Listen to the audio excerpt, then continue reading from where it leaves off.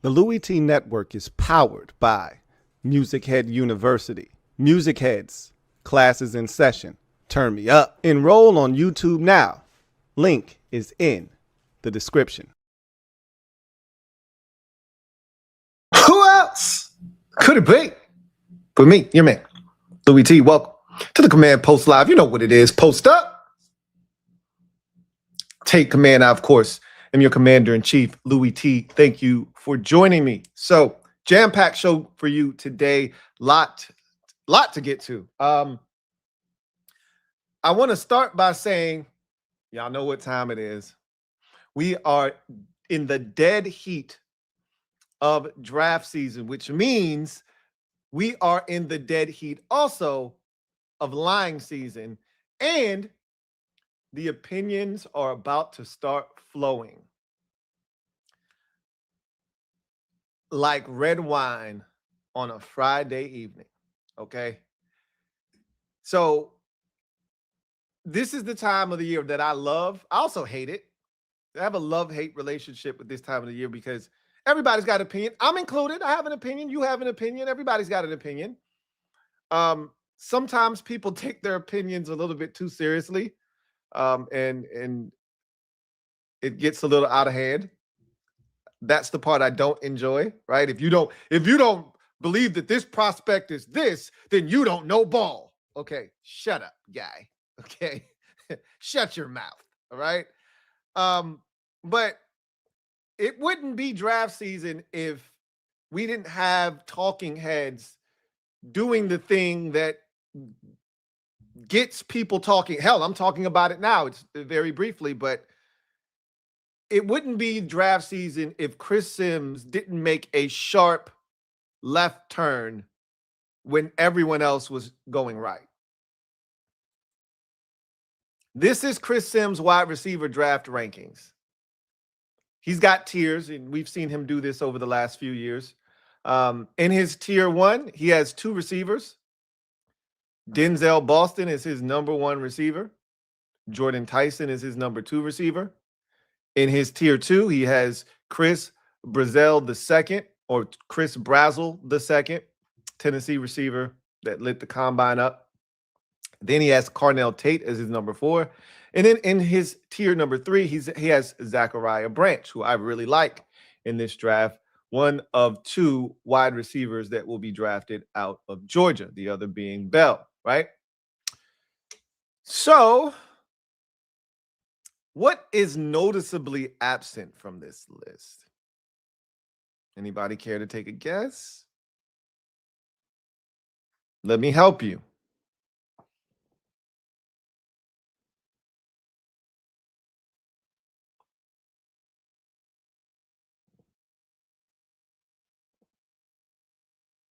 If you said Makai Lemon,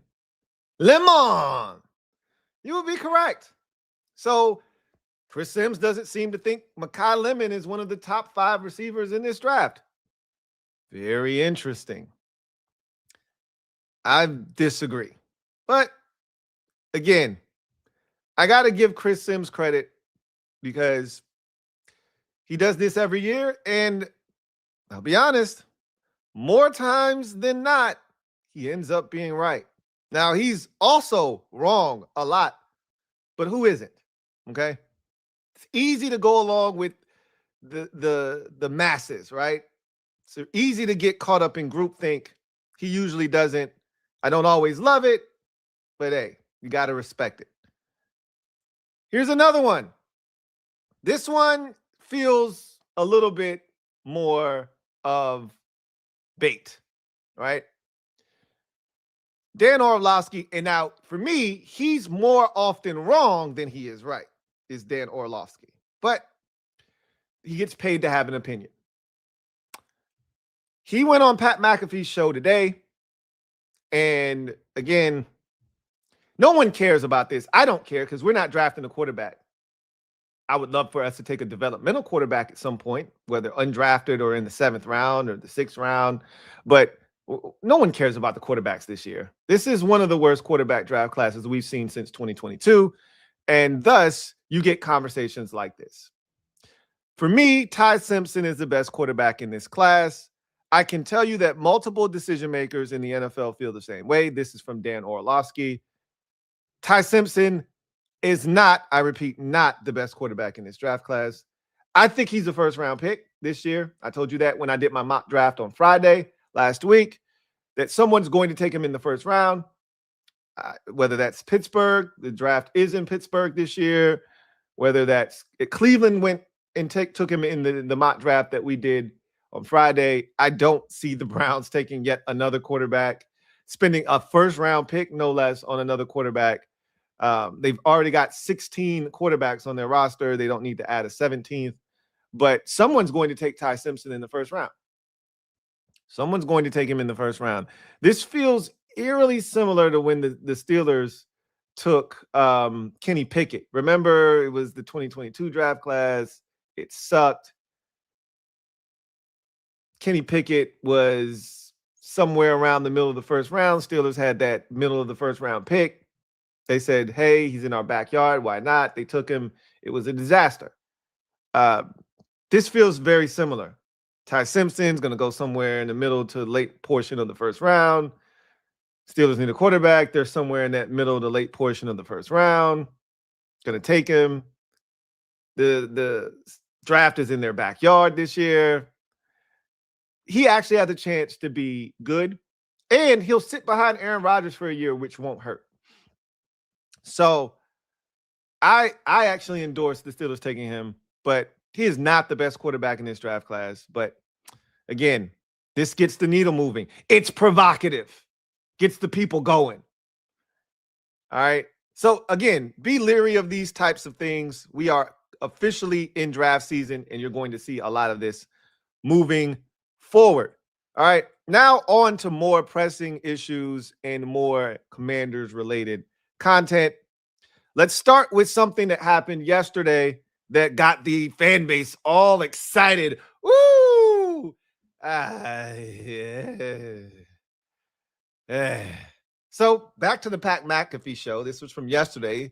Schefter did his weekly spot on the McAfee show, and he was talking about one of our favorite guys to talk about in this draft class, Jeremiah Love. And I'm watching film on Rueben Bain and Keionte Scott and Mesidor, and God, Jeremiah Love is so good.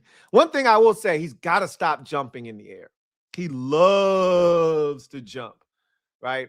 Some of his best highlights feature him leaping over defenders, but even when there's no way he can win, he wants to jump. That'll get him lit the hell up at the next level. He's got to stay grounded a little bit more.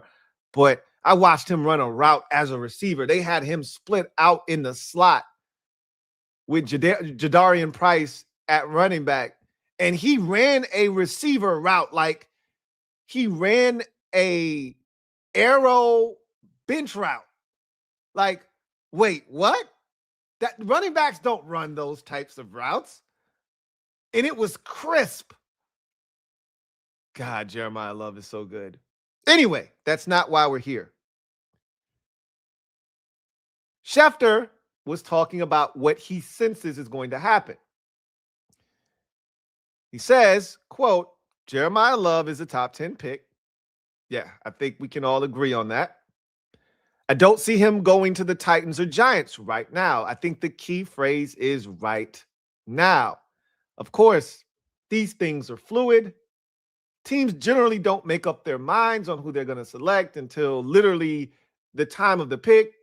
Sometimes the day before, a couple of days before. Like, these teams don't know exactly what they're going to. That's why you go to these pro days. You may have an inclination of where you're leaning, but they still have scouts coming in and giving their opinions. These guys have been on the road for the last 6 to 9 months.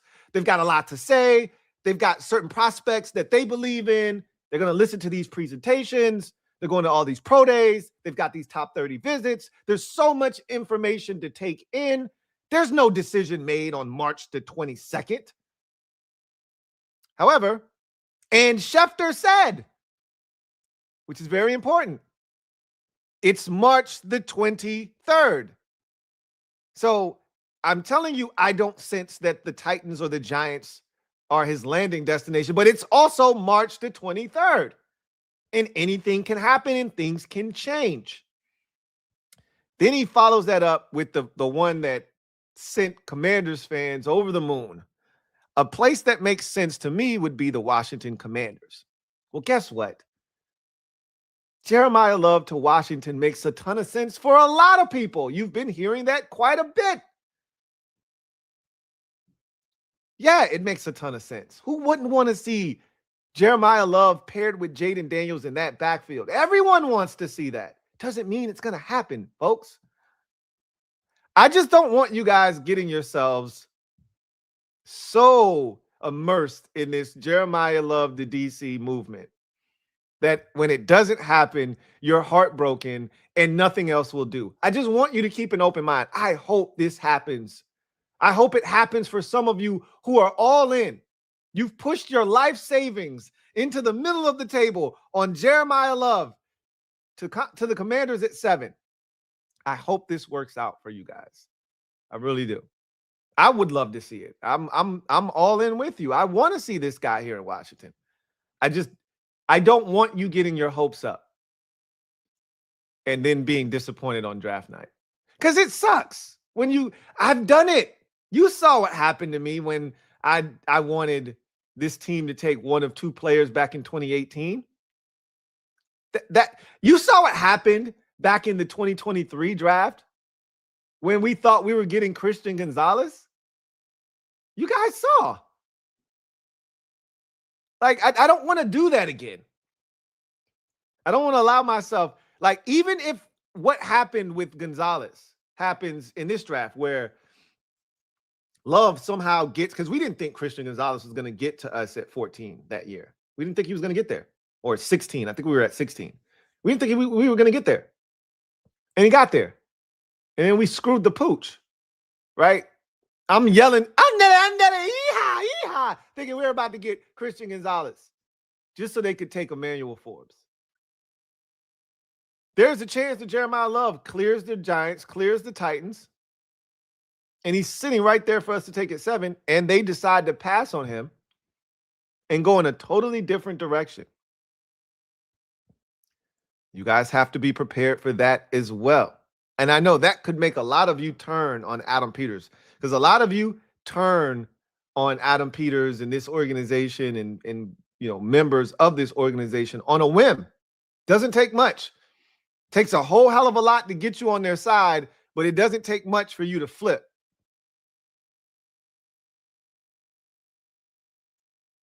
I just don't want you guys to put all your eggs in the Jeremiah Love basket just to be destroyed on draft night. I just want you to, I want you to keep an open mind to the fact that the likelihood is he won't be the pick. Even if he's there, he may not be the pick. You have to keep that in the back of your mind. Now, I'm not telling you not to root like hell for it. My fingers are crossed that he ends up being the pick here. But I know better. When you know better, you do better, right? So, again, McAfee had Schefter on. Schefter says, don't see him going to the Titans or Giants right now. I think a great landing destination, one that would make perfectly good sense, would be the Commanders. Yeah, right. We've heard that a lot from a lot of different people. I think I seen a mock draft from Field Yates here recently, and he had us taking Jeremiah Love at 7. So, again, yeah, it makes a lot of sense. But again, we know these mock drafts, when they happen on draft night, don't make sense a lot of times. Who saw the Falcons taking Michael Penix Jr. 2 years ago in the first round in the 2024 NFL draft? Who saw that coming? Nobody, right? A lot of times these drafts don't make sense. So the ones that make the most sense, the mock drafts that make the most sense, usually are the furthest away from what actually happens.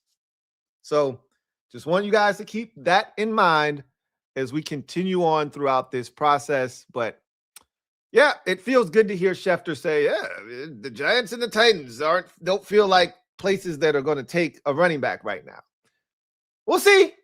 A lot of time between now and the draft, still a whole month between those teams having to make a decision and turn their card in and the speculation that's going to transpire. A lot of time. So moving right along as we continue with some house cleaning. Hey, would you look at that? Welcome back. Welcome back. Welcome back. Welcome back. Welcome back, tackle Foster Sarell. He's coming back to have the exact same thing happen to him that happened last year. You come sign with the Commanders during the offseason. You're here for OTAs. You're here for mandatory minis. You're here for training camp, and then you get cut. And then he's going to go right back to the Chargers or something like that, like he always does. We signed tackle Foster Sarell, which is the same thing we did last year. He's going to come in here, be a camp body, and then he's going to get cut. So, welcome back, Foster. It's like you never left. All right? So, with that said, today's episode is really surrounding the Miami Hurricanes Pro Day from yesterday. It was quite a show that was put on by the Hurricanes. Most people were there in attendance to see Rueben Bain, one of the most polarizing prospects that we've seen in the draft, in the last couple of years. I don't want to, be a prisoner of the moment and act like this guy is, super polarizing. We've seen much, much, much more polarizing prospects, but he's very polarizing this year. I think he's the most polarizing prospect this year because of the conversation surrounding his measurables, right? And I can't get around this, right? So I kept telling you guys that I was going to watch him because he's absolutely explosive. You can see his movements. They're twitchy. He's like a big block of muscle. Like, he's built low to the ground. He's got a weird build that I'll be honest with you. I've seen work in the NFL, but you got to have a plan for them, the guys with builds like this. He reminds me a lot of like a Trent Cole. He reminds me, and again, these guys were really successful. A lot of people want to give him the comparison to the Eagles defensive end, Brandon Graham. And I think Graham's a little bit more stout. Like, Graham feels like he's like 275, 280, like can kick inside. I don't see that for Rueben Bain, to be honest with you. Bane just had an interview with NFL Network, Cameron Wolf, and it was a pretty cool interview. It was really good insight into who Rueben Bain is. He was talking about his defensive line coach, which I love the fact that his defensive line coach is Jason Taylor. It means that he's well coached. And you can see it with these Miami pass rushers. They're very skilled. Rueben Bain was, getting teased, basically. They were frying him up. And his defensive line coach, Jason Taylor, was frying him up about his lack of haircut, his lack of desire to get a haircut. Says he looks homeless. And that he doesn't care. And then he basically said, I don't care about anything but football, bro. Like, he said, football is given so much to me, and I'm giving everything I've got back to it. And the last thing I'm thinking about is getting a haircut. We can tell. Okay. We can tell. He basically said that he feels like 265 is the weight that he wants to be at. That's where he was at this pro day. If you haven't seen any visuals of the pro day, like, here's a quick little of it. This is Rueben Bain at the U Pro Day. Boy, are they strong, man. They were destroying the sleds. Full extension on those sleds. I mean, really jacking those things up. Him, Mezzador. This is the bend that I was talking about with this guy. It's uncanny, man. He's a different breed, right? Rueben Bain is... He's a really good athlete. I struggle with, and he showed the ability you saw in that clip to go get the football over the shoulder. Really impressive stuff. He's like, I wanted to showcase that I could drop into coverage. I can do whatever they want me to do, right? Showed off his athleticism. Didn't run a 40 or anything. At this point, people really don't care. And again, the 40 is a showcase for those who are explosive and dynamic, wanting to show off that they're explosive and dynamic. If that's not where you're going to shine, then there's no reason for you to do it as a defensive lineman. Just like a lot of these guys, like if I'm Rueben Bain, with the way he moves, I probably would do the 3-cone in the short shuttle just to showcase that if I have a number that is dynamic, I want them to see that, right? You can cherry pick what you do now. Once upon a time, you didn't get to cherry pick what you could or couldn't do. You needed to do everything. Now you can cherry pick. Pick the things that you do well, pick the things that are going to showcase you in a favorable light, and do those things. He chose to showcase his strength. He chose to showcase his ability to turn the corner. And he chose to showcase his athleticism, that he can move 30 yards down the field and track the football and catch it over the shoulder if he needs to drop into coverage. It was a strong pro day for him. I'm going to give you my thoughts on Rueben Bain right now. So for me, Rueben Bain, I had the chance to watch him on tape. Someone yesterday asked me, would I be disappointed in the Commanders draft? Is there anything that can make me disappointed? And I was like, overall, probably. I don't think there's anything that could really disappoint me at 7, because I don't like the things that could disappoint me at 7 aren't going to happen. Like taking the Auburn edge rusher, Kedrick Falk, would disappoint me at 7. They're not going to do that. He's not a top 10 pick. So I don't have to worry about that, right? So I don't concern myself with things like that because it's not going to happen. Rueben Bain is absolutely in the mix at 7th overall. In his interview with Cameron Wolfe, he talked about playing at 265, how he feels comfortable there. He feels explosive at that weight. He doesn't worry about his arm length. That's a real conversation. He's like Mike Tyson. This ain't boxing, bro. But he's like Mike Tyson didn't have the stature, didn't have the length, but he was powerful, and guys felt him, and they kept their distance. All that. That's a great quote. That's a great mindset to have. But this ain't boxing, bro. And while there are a lot of, analogies, and there are some things that do equate from boxing to the football field, because they're both kind of combat sports, if you will, in a sense. The arm length conversation is a real conversation with Rueben Bain, because when I watch him on tape, I see, first of all, don't block him with the tight end. He is strong as an ox. That's sacrilegious if you put a tight end in front of him. You're asking for that tight end to either get his ass whooped or just tossed like a rag doll. Don't bother doing that shit, right? But when you put a tackle in front of him, a capable tackle, now here's what I feel like is going to happen. Upper echelon to above average tackles, which the NFL is full of, right? Those guys are going to have no problem blocking Rueben Bain. None whatsoever.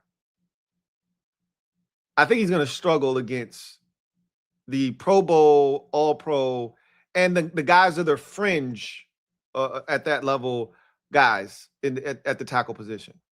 Like, if you're an above average tackle with length, you should have no issues disposing of Rueben Bain. I don't think his move Rolodex is great. He's got to win initially off the ball with quickness, and then he's got to win with that duck rip. He can win with hands, but because his arms are so short, even if he wins with hands, a lot of times it feels like the tackle can still rebound and push him up the field. He's got a nice move inside where he just goes with quickness to the inside. He's got the jump rip, the Aaron Donald special. I'd like to see him use that a little bit more, because when you have shorter arms, that's a winner for you. When he uses that effectively, that's a good move for him. I think he's going to destroy lesser tackles in this league, and there are plenty of those in the league as well. Average to below average tackles, I think he's going to have a field day with those guys. But when you're at 7 and you're drafting for an elite edge rusher, you want a equal opportunity offender edge rusher. You don't want a guy that's only going to feast off of the lesser fortunate tackles. That feels real Brian Orakpo-ish to me, right? Brian Orakpo would get his ass whooped by the better tackles in the league, but let him see the third string tackle for the Philadelphia Eagles. Oh shit, it's a party. Fiesta. Woo! Let him see the third string tackle for the Rams. He used to go off on the Raiders' fourth string tackle every year. We played the Raiders or the Rams. He would go ham on their third string tackle. 3.5 sacks for Orakpo. You look up, shit, Orakpo got 12 sacks this year. Yeah, because he had 3 games with 2.5 or 3 sacks, and he didn't do shit else the rest of the season. That's what Rueben Bain strikes me as. He'll have those games where he'll go off against somebody's bum-ass offensive line, get you 2.5, 3 sacks. You'll feel good about him that week. But for most weeks, he's going to be a non-factor. He plays hard. Again, well coached. I'm going to be honest with you. I'll be honest with you. And this is just my opinion. You don't have to agree with this. I just told you about this is the time of the year you're going to get opinions from everybody. I've got mine. You've got yours. Akeem Mesidor is a better pure pass rusher right now than Rueben Bain. And maybe he should be because he's 67 years old is Akeem Mesidor. Man's been in college since 2020. It's 2026. So, yeah, he probably should be a polished, finished product. But he's just better to me. He's just better. He's better inside than Rueben Bain. You can put Akeem Mesidor as a 3-tech. He wins almost exclusively as a 3-tech. You put him at 3-tech, he's going to win. You put him outside, he's going to win. He wins with a bull rush. He wins with speed. He wins with speed to power. He wins with a rip move. He can go inside and win with quickness. I just love what I saw from Akeem Mesidor. If you're asking me to put them side by side, I'd much rather have Akeem Mesidor than Rueben Bain. So for me, Rueben Bain is disruptive.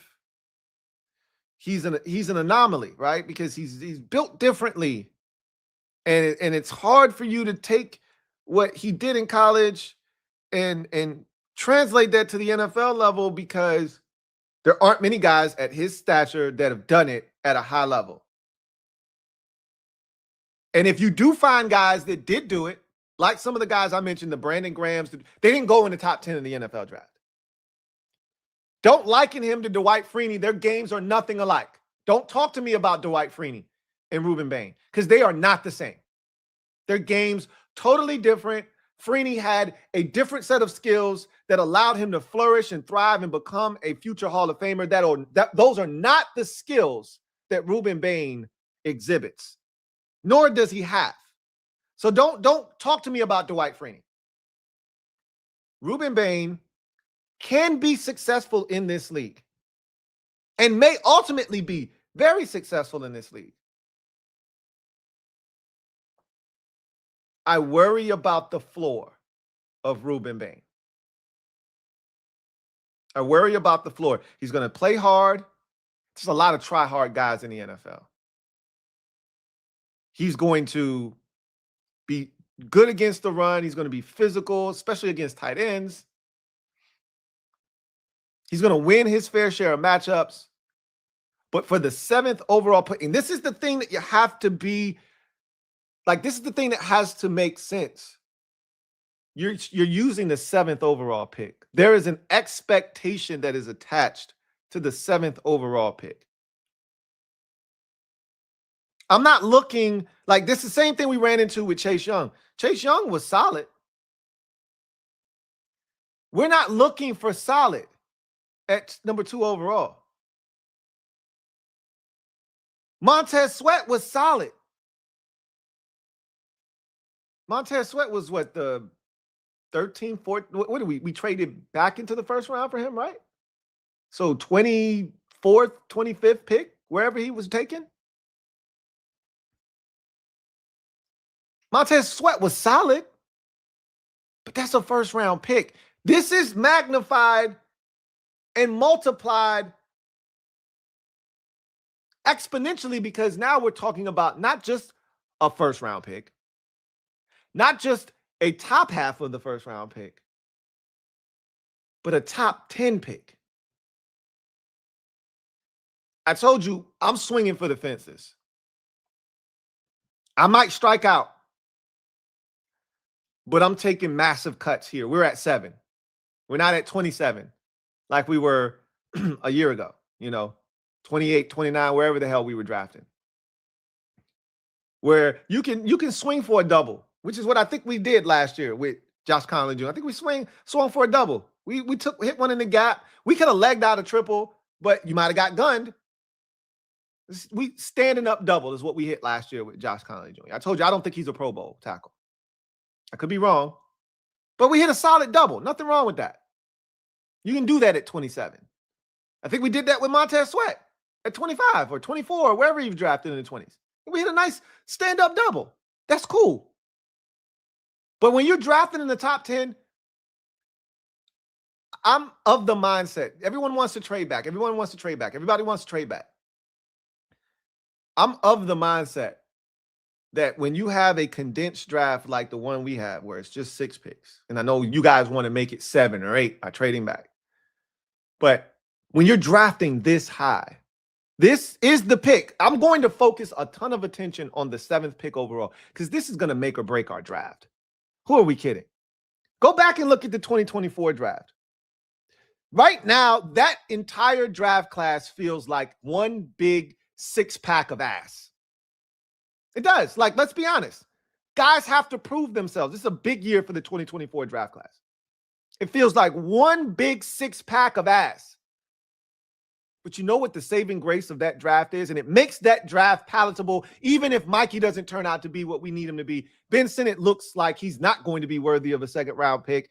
We already have had conversations about Johnny Newton. He feels like he's heading towards the B word. Not going to put that on him yet, but this is a big year for him. But he's heading towards that, right? 3rd round, we're going to find out if we're going to get anything out of Brandon Coleman. And Luke McCaffrey has carved out a niche for himself as a returner, but you don't draft return men in the 3rd round. Sorry, not sorry. You want to draft the return man? Do it in day 3, which is what they did last year. Spend a 4th-round pick. I'm okay with that. For a guy that's already produced 2 big returns in his career already, right? Sign me up for that, right? But you keep going in that draft. We already cut one of the guys in Dominique Hampton. Jordan McGee has to show and prove this year, or he'll be nothing more than a special teams player. Like Javonte John Baptiste, he's cool, but at this point, he may not even make the roster this year. That 2024 draft class is like a 6-pack of ass right now, but you got Jaden Daniels to headline that bitch, and it makes everything okay. It makes it all worth it. That could be the same thing we're talking about in this year's draft. Look, you want to hit on your 3rd-round pick, your 5th-round pick, your 2 6s, your 7. You want to hit on all of these. But if you get a Jaden Daniels of the defense in this year's draft, you won. You did it. You hit a home run. That's what we should be after. Rueben Bain doesn't feel like a home run. He feels like a double. I'm not here looking to start the inning off with a rally starter and a double in the alley, and I'm not clapping to the dugout like, come on, let's mix it up. Let's get it. No. I'm looking to swing for the fences, man.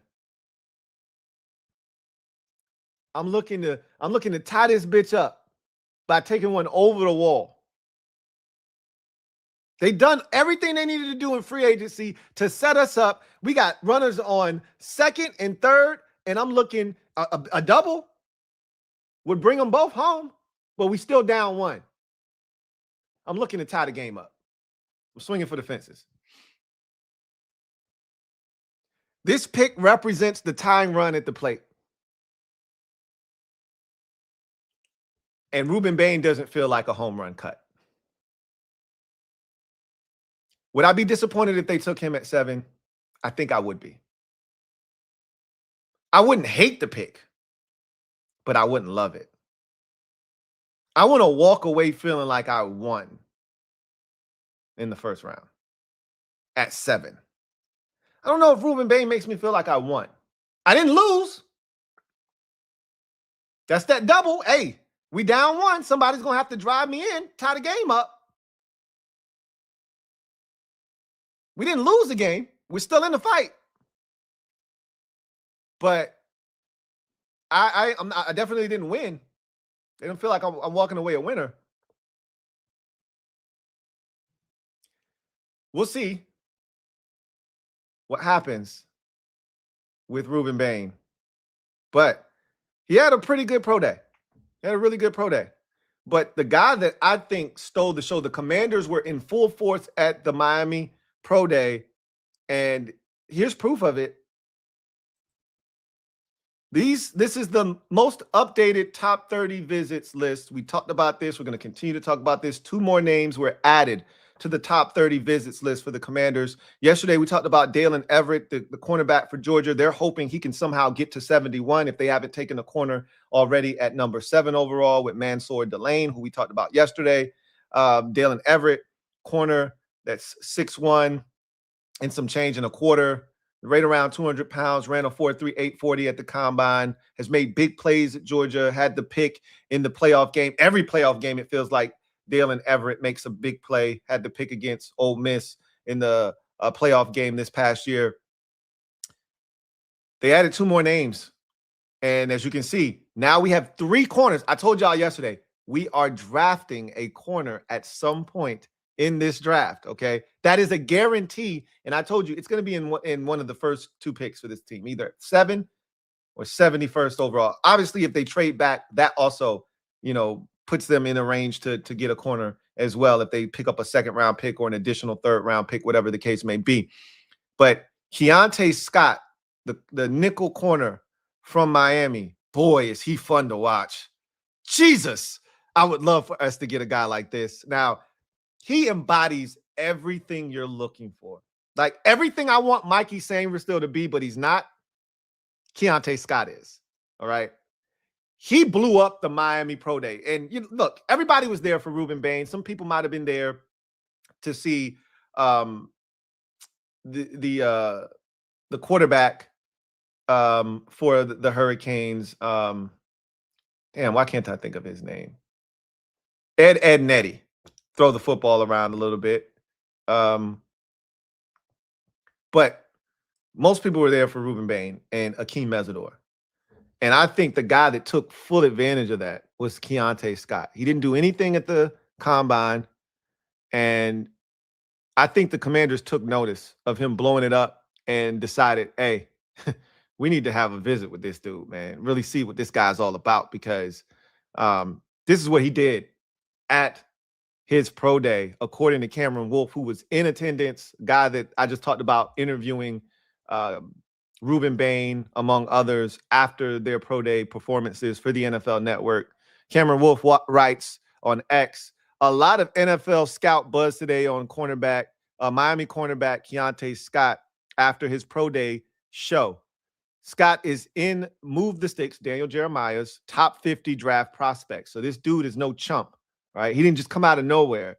And when you watch him, man, is he fun to watch. 3 scouts had him listed as a 4.33 40-yard dash, with few others between 4.35, 4.38. So let's just put his range at 4.33 to 4.38. It looks like it on film. He's twitchy as all get out. Twitchy as shit. Okay. 10.3 broad. Yes. 34-inch vert. Check. 1.57 10-yard split. All right. Let's get I want to get some height on Keionte Scott, because he looks like he's 5'10-ish, 5'9-ish. So I'm gonna go track his height down right now, because he was at the combine, he just didn't do anything. So I'm gonna get his official measurements that he would have had at the combine. 5'11". So that's great size, man. 5'11", 193. ridiculous speed and athleticism. He is right now the 6th best corner on the NFL's draft website. So he is absolutely like that. When you watch him, he's a lot of fun to watch. And he is exactly the type of defender that I know for a fact that Durante Jones wants on his defense. This is a guy that is primarily a nickel, right? That's where he did his damage at Miami. They moved him around, though, had him all over the field. He plays, you know who he reminds me of? I think why I love him so much. You know who he reminds me of?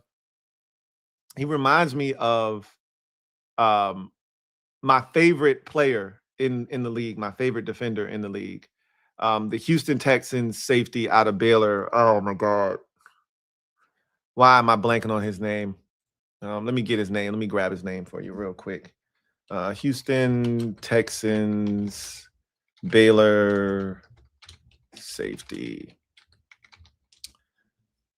Jalen Petrie. He reminds me so much of Jalen Petrie. And I have a strong affinity for guys like Jalen Petrie who play that nickel. He's a lot like Kenny Moore, right? And some of those other guys that I admire. This is what I envision Mikey being, right?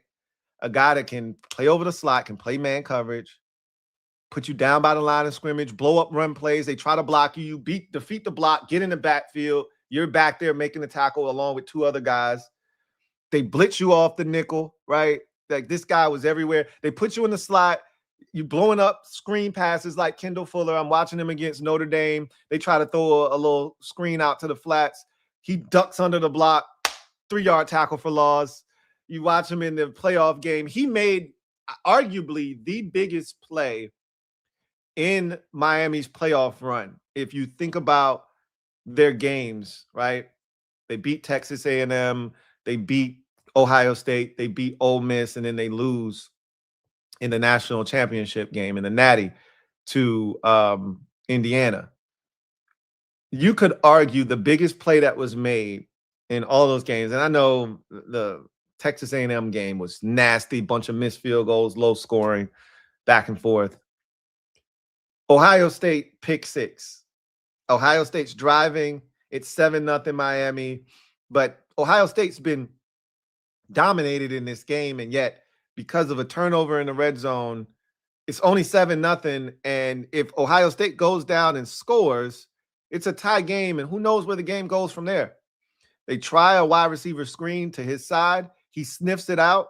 He runs straight into the backfield, sees the football in perfect stride, picks the shit off, takes off, 62-yard touchdown, pick 6. It's 14-0. Hurricanes never look back. They win that game against Ohio State, and it catapults them basically to the Natty. Goes and they beat Ole Miss, and they end up getting into the Natty against Indiana. Keionte Scott is legit, man. And I think the Commanders, they saw that, right? I think they saw the fact that this guy is legit. They saw him blow up his pro day, and they said to themselves, we got to have it, man. We got to talk to this guy.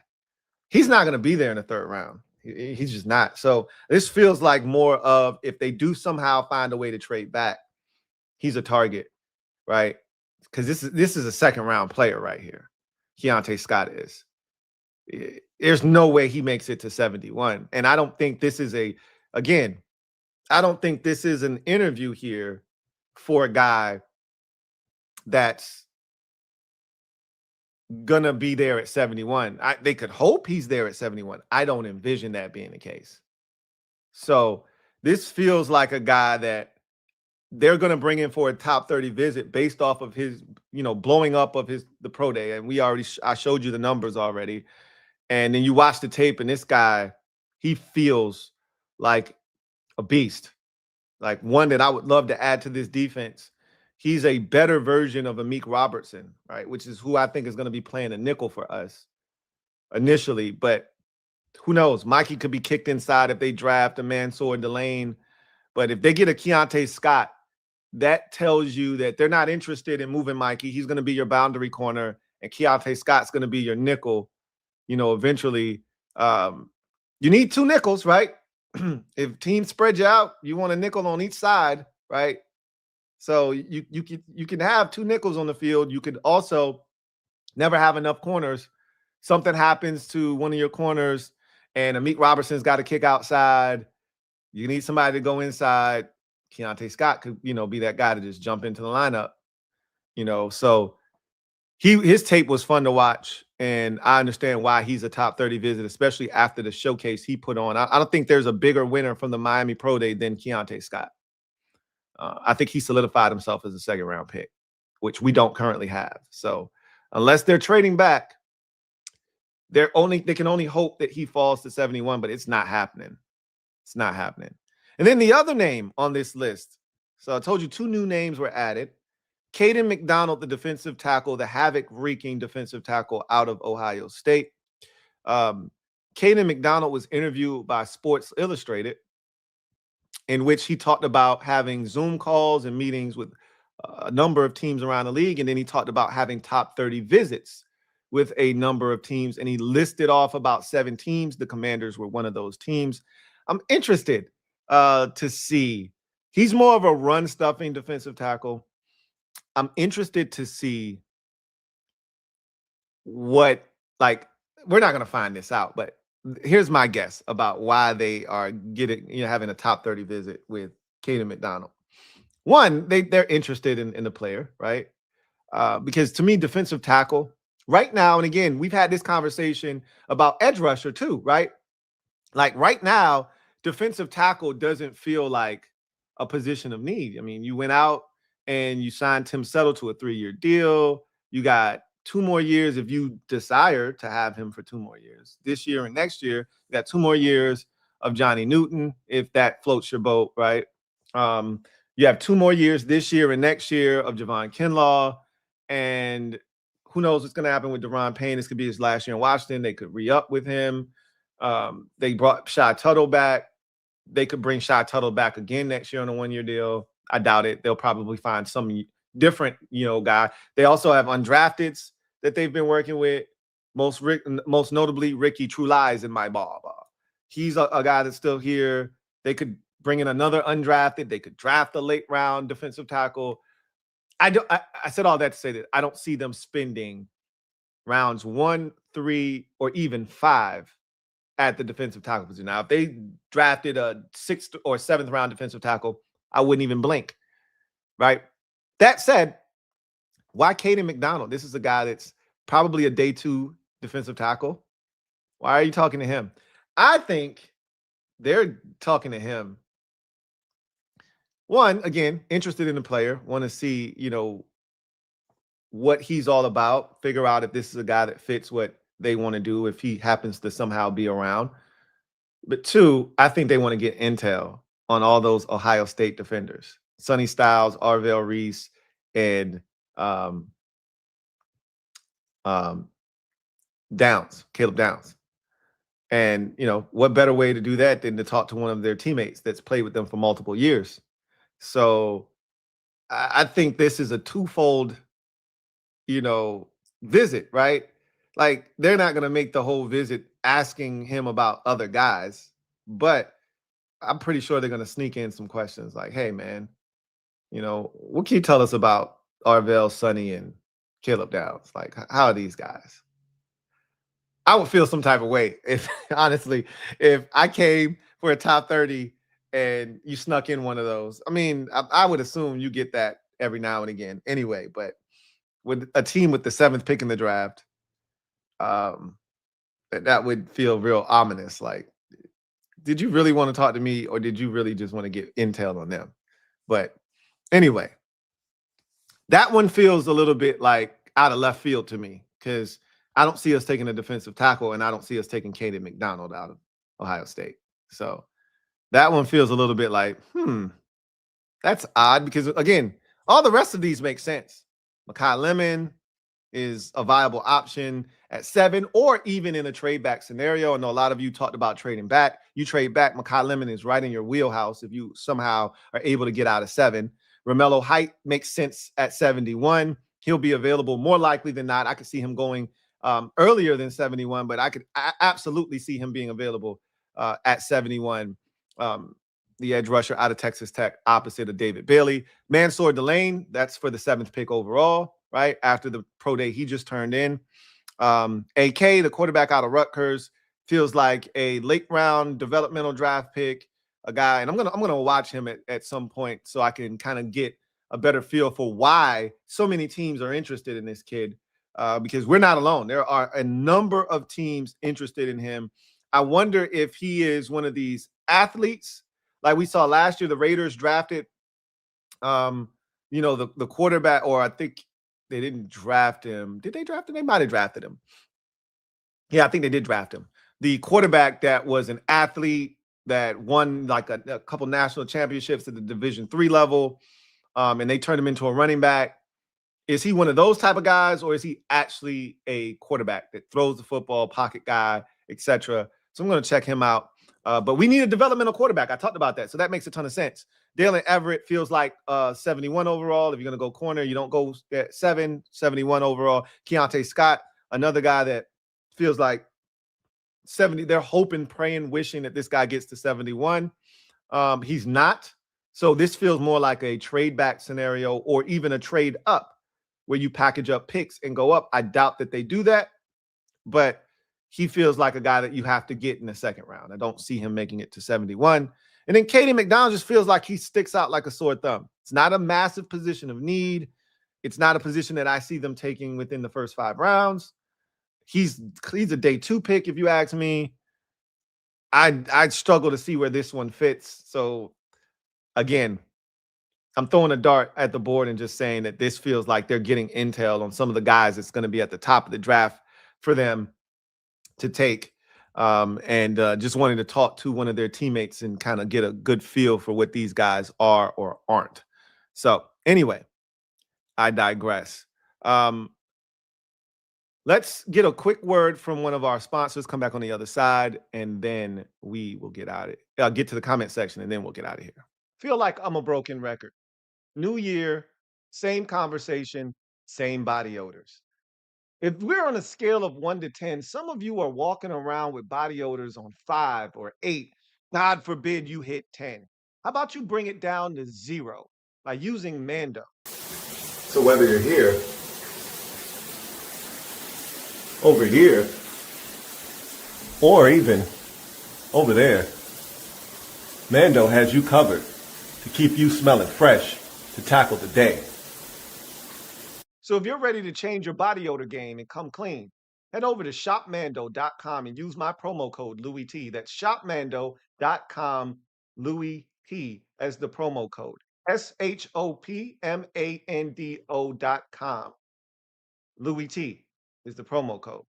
Trust me, body odors don't stand a chance when you use MANDO. Big shout out to MANDO for sponsoring this stream. If you don't have yourself some MANDO, here's a great opportunity to get it. A lot going on right now. March Madness, weather changing, pollen's outside, probably getting outside, getting some, exercising. And even though the weather has been crazy here lately, it's colder today than it was yesterday. And so we're getting close to the end of this cold weather. I think that weather's going to break here shortly. So you're going to see a lot more. I'm seeing a lot more people outside jogging, walking their dogs, etc. This is a great time to get you some MANDO, man. Defeat those elements of funk that are going to be coming your way, man. So big shout out to MANDO for sponsoring this stream. Defeat body odor this spring. That said, let's get to the comment section, and then we will get out of here. Shadow Striker 789, thank you for the super chat. Greatly appreciate you. Thank you for being a member of the MOBB. Thank you for getting us kicked off. How dare you mention the Gonzo Forbes nightmare? It is a rites of passage this time of the year that you have to remind yourself that these things happen. Now, this group here is a lot more responsible than the last group who was negligent. They were negligent at every turn. I trust that this group would never put us in a position like that. Like, even if Jeremiah Love isn't the pick and they go with some one of these defenders, you could justify that action. There was no justification for Emmanuel Forbes being taken over Christian Gonzalez. Not a single one. To hell with all the turnover bullshit. To hell with all the does he want to tackle bullshit. Forbes was 165 pounds soaking wet. His ball production came primarily out of zone coverage. They were a man team and they wanted to at least try and play man. And so none of the shit fit. None of it fit. Adam Peters is a lot more shrewd, calculated, and smart than the last group. And so I don't anticipate something like that happening. But I always have to make sure that you are reminded of what can take place on draft day when you invest too much energy in one guy being the pick here. If we pass on Love for, say, Bailey or Mansour, that's different. Forbes over Gonzo is like Price over Love. Yeah, if you're apples to apples, right? Running back to running back. But like, they're not even in the same stratosphere, right? Love, you take 15 steps and then you get to the next running back. That wasn't the case with Gonzo and Forbes. I don't think the gap was that wide at the time. Obviously, it was a wide enough gap. I don't know if anybody else saw Emmanuel Forbes as a first-round pick other than that group. So that said, it'll be something that you could definitely explain if they decided with Jeremiah Love on the board, they went with a defender. You could explain that. You could see why. Like, I'd have a tough time stomaching that if it was Rueben Bain that they passed up on Jeremiah Love for. I'd struggle with that immensely. That'd be probably the only guy that if they took a defender in this draft at 7 over Jeremiah Love that I would struggle with is Rueben Bain. Everybody else, I think I would be fine with. Sonny Styles, David Bailey, Arvell Reese, Mansour Delane,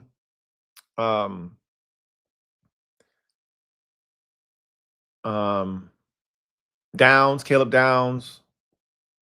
I think I named all the guys that, have a realistic shot of getting to 7. If they took one of those guys over Jeremiah Love, I'd be fine with it. It just can't be Rueben Bain. That's about it. Ben Schmoder, thank you for the super chat. Greatly appreciate you. Thank you for being a member of the MOBB, who writes, you said you had notes for every thrower at the combine. What did you think of Joe Fagano? We went to the same high school. I didn't have notes for every thrower. I just took down their measurables, and then I watched just about every throw that was televised. That's the UConn quarterback, 6'3 and a quarter, 226, ran a 4.83. He was with the first group of quarterbacks that threw. He was solid. Like, he didn't blow me away. I was looking for that one guy that stood out, amongst the group that wasn't a big name, and nobody really did in that particular group. That was the group with Taylor Green, the 6'6", 227 quarterback that was super athletic, that is extremely raw, but has a ton of measurables. Nobody really stood out in that first group that we didn't expect. Carson Beck threw it well. I thought Drew Aller kind of, was really good that day, but in fact, Fanagno wasn't great. Like, he was inconsistent. He had some good throws. There were a couple of balls, like the post corner. He threw a couple of those really well. There was 1 or 2 deep balls, but for the most part, he's inconsistent. He'd have a great throw here and then a couple where you go, whoa. Then he'd have another 1 or 2 that were really good, and then another one where you go, what was that? So a little inconsistent, but honestly, I don't think he's going to get drafted. And he'll be a guy that somebody will absolutely give a camp invite to. He'll be a camp arm and see if he can latch on to a roster as a undrafted, right? As a developmental prospect. Duncan Wright, Thank you for the super chat. Greatly appreciate you. Thank you for being a member of the MOBB, who writes, on Lou, what is there to talk about? You take the littlest fact and make it breaking news. So why don't we meet and I can kick? What are you talking about? It's too early for you to be doing this. Put down the can. It is 4:20 p.m. All right. Let's make it make sense during the day. If you want to be drunk at night, fine. Okay. Not knock yourself out. Let's try to be a little bit more sober during the day. Can we do that so that these comments can make sense? I really appreciate that. Skins again. Thank you for the super chat. Greatly appreciate you. Thank you for being a member of the MOBB, who writes, now, Lou, we had this talk. Hashtag all in. Yeah, we did. And I know Jeremiah Love is the pick. You guys are all in. I'm just trying to spare you. I'm trying to make sure that, again, I'm not telling you don't be all in. I'm just making sure you understand the ramifications of going all in and the blowback and the destruction and the aftermath and the wake of him not being here, what that could do to you. I just don't want to see that for someone like yourself. You deserve better, right? You deserve to be happy. No matter what the pick is, you deserve to be happy. Because it could still be a really good player, but if it ain't Jeremiah Love, you're not going to be satisfied. And I don't want that for you. Because the likelihood is it's not going to be Jeremiah Love. So I want you to be happy. Because I'm not, again, none of us are, but I'm not certain that even if he's available, that they're going to take him. I'm hoping that unless it's like a dynamic edge rusher available, he's on the board, you take him. You take him. But again, we'll see. We'll see. HK Hawkins, thank you for the super chat. Greatly appreciate you. HK writes, at 7, you need elite film and elite measurables, in my opinion. I would concur. Maybe not the measurables, because Caleb Downs doesn't have elite measurables. And if he were to pick, I wouldn't have any issues with it. But he has elite film. At 7, and as a top 10 pick, I would like the combination of the two. Absolutely. Especially the film. Like, the film has to jump off. And I'm just going to be honest with you. It didn't for me. Like, Bane causes problems. There's no ifs, ands, or buts about it. But I'm more impressed with Akeem Mesidor than I am Rueben Bain. And I just can't get past the fact of these measurables. Like, I'm not telling you he's not going to be a good player in this league. I just don't know if he's I don't think he's worth the 7th pick in the draft. I'll just say that. The guys that have had success at his size with his type of measurables weren't first-round picks. I don't care what somebody else in the first round does. I just care about what the Commanders do at 7. And I would prefer them not to spend the 7th overall pick on Rueben Bain. I'm going to tell you right now, he's absolutely a Commander guy. He absolutely has 16 Commander tags right now. The way he speaks, the way he conducts himself, the way he cares about ball, and where it ranks in his life behind God and family. That's what every NFL coach, organization, general manager wants to hear. And you know, our group eats that shit up. They eat it up. The Titans saved us last year from ourselves. We were absolutely going to draft that Euclid edge rusher. Olafemi Oladejo. We were absolutely going to draft him. Can the Titans save us from ourselves once again? He was asked about the Titans, was Rueben Bain Jr., because his former teammate, Cam Ward, who was the #1 pick overall last year, is a Titan, and they are in constant communication. And he said that Cam Ward says, we coming to get you. He said every time they talk, he tells them, "We coming to get you." And Bane said, "I would love to play next to the likes of JFM, John Franklin Myers, who they just signed in free agency, and of course, Big Jeff Simmons, Jeffrey Simmons." So we'll see. We'll see if the Titans can save us once again. They may be our knight in shining armor, the Titans. They saved us last year. Could they save us again this year? It would be twofold if they took Bane, because not only did they not take Jeremiah Love, they'd be taking one of the guys that we really don't want to see end up here in Washington. That would be great. So, or I can't speak for you. I'll speak for myself. I don't want to see end up here in Washington. So I agree with you, HK Hawkins. I think you need elite film for sure. You don't necessarily need elite measurables, but I would prefer it if at all possible. Who wouldn't, though, right? Duncan Wright, thank you for the super chat. Greatly appreciate you. Double up. Thank you for doubling up. Who right? Sorry, Lou, but YouTube won't let me finish the sentence. But I'd wear steel-toed, tip-toed shoes. Or steel-tipped shoes.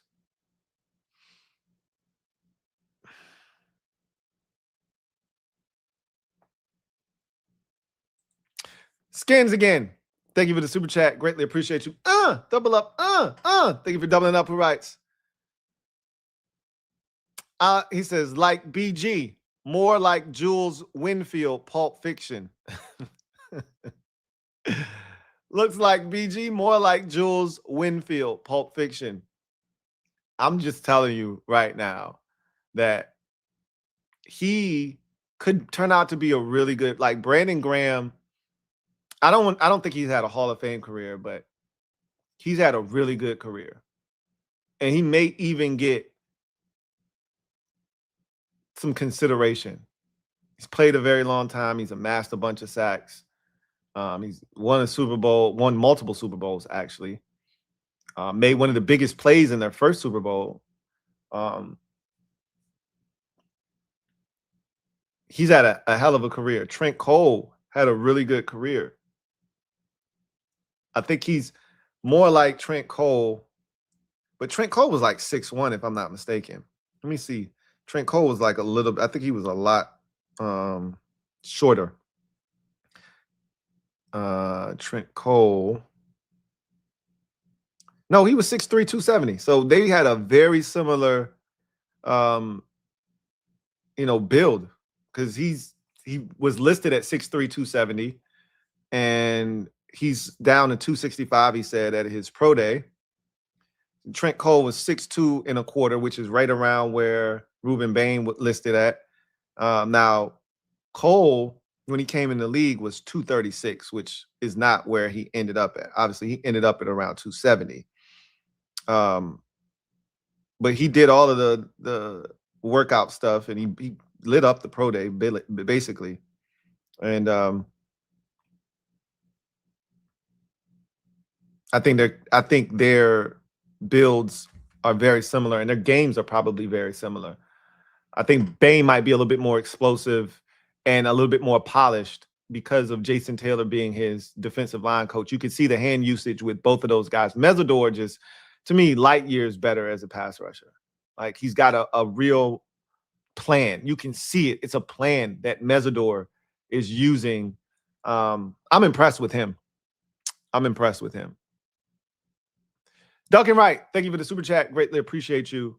Who writes, oh, and you tell Ed Oliver I got something for him. Uh-oh, here we go. It involves the Giants. He's been living off house money. Now it's time for him to pay the price. Okay, I'll be sure to let him know. Leno Ryan Benvenite, thank you for being a member for 46 months. Salute. Who writes, dropping in to show some aloha. You know what it is. Stud starter at 7. That's what it's all about. When we strip this down to its bare essentials, We could talk about all these different names, but you just need to come away with a dude at 7. That's a starter, day one, comes in and moves the needle massively. That's all you're looking for. Easier said than done, I know. Duncan Wright, thank you for the super chat. Greatly appreciate you. Duncan writes, love all you Commanders fans. Sadly, you are led by these so-called scrub kings. Fact. We know you love us because you're one of us. I don't know why you keep up this charade and this facade.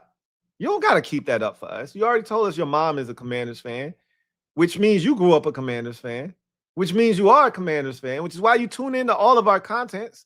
You watch every single one of our channels. What Eagles fan is that dedicated that he watches every piece of content that comes out of the Commanders Kings channels and the Commanders Kings overall channel? Because you're not an Eagles fan, bro. You are a Commanders fan. And it's okay. We will embrace you.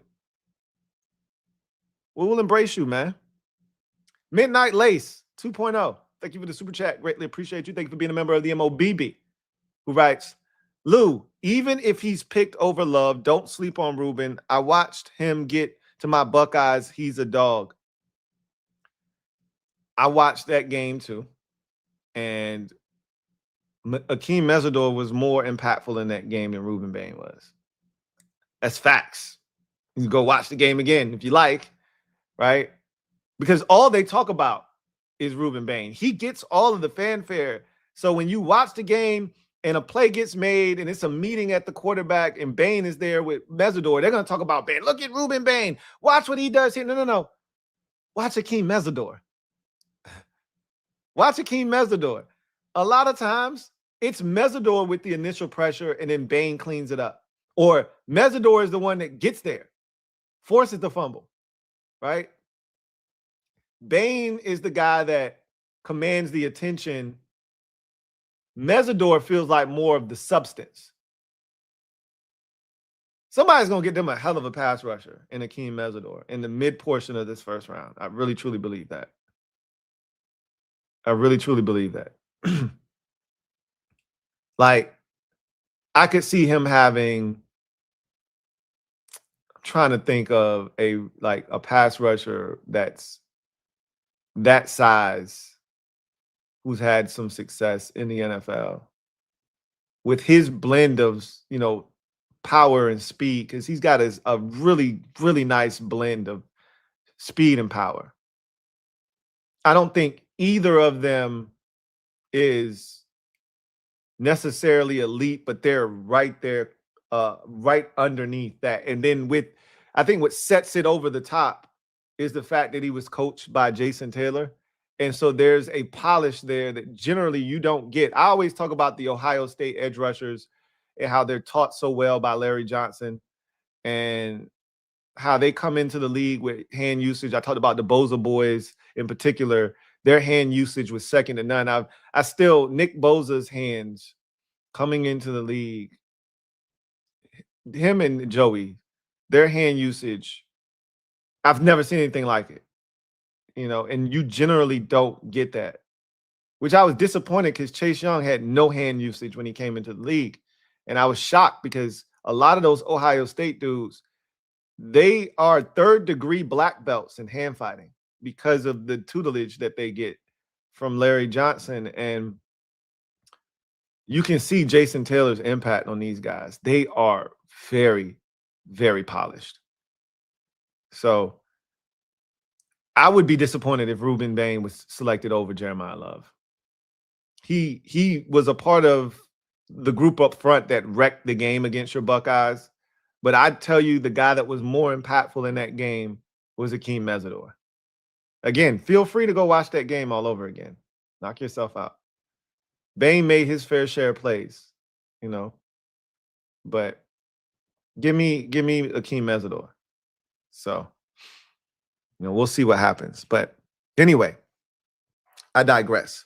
That is going to do it for me, your man, Louie T. Thank you for joining me here on the Command Post Live. You know what it is. Post up. Take command. I look forward to chopping it up with you guys a little bit later on, hopefully tonight. If not, definitely tomorrow. Kings will be at some point this week. We're going to iron out all the details there. And as soon as I know something, you'll know something. And so I look forward to chopping it up with you guys, keeping tabs on everything that the Commanders do. And we're going to start running through these positions very quickly because, as you can see, the draft is very rapidly approaching. So we'll continue to go through these prospects, and I'll continue to keep you abreast of whatever the Commanders are up to. The Miami Pro Day was a big one yesterday.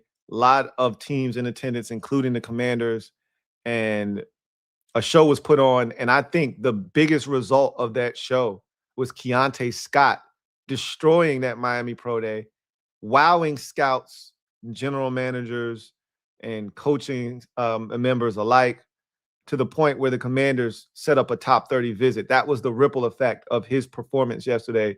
He is now going to meet with the Commanders, among other teams, I would assume. And they are smitten by Keionte Scott. He would make a damn good addition to this secondary that Durante Jones is trying to assemble. I just don't think he's going to be in their neighborhood when it's all said and done, unless, I know a lot of you want to trade back, unless there's a trade back and the Commanders somehow acquire a pick somewhere in the second round. Keionte Scott is out of their ballpark. So anyway, I digress. You guys enjoy the rest of your day. I look forward to chopping it up with you guys next time. Until then, I'm your man, Louie T. Peace.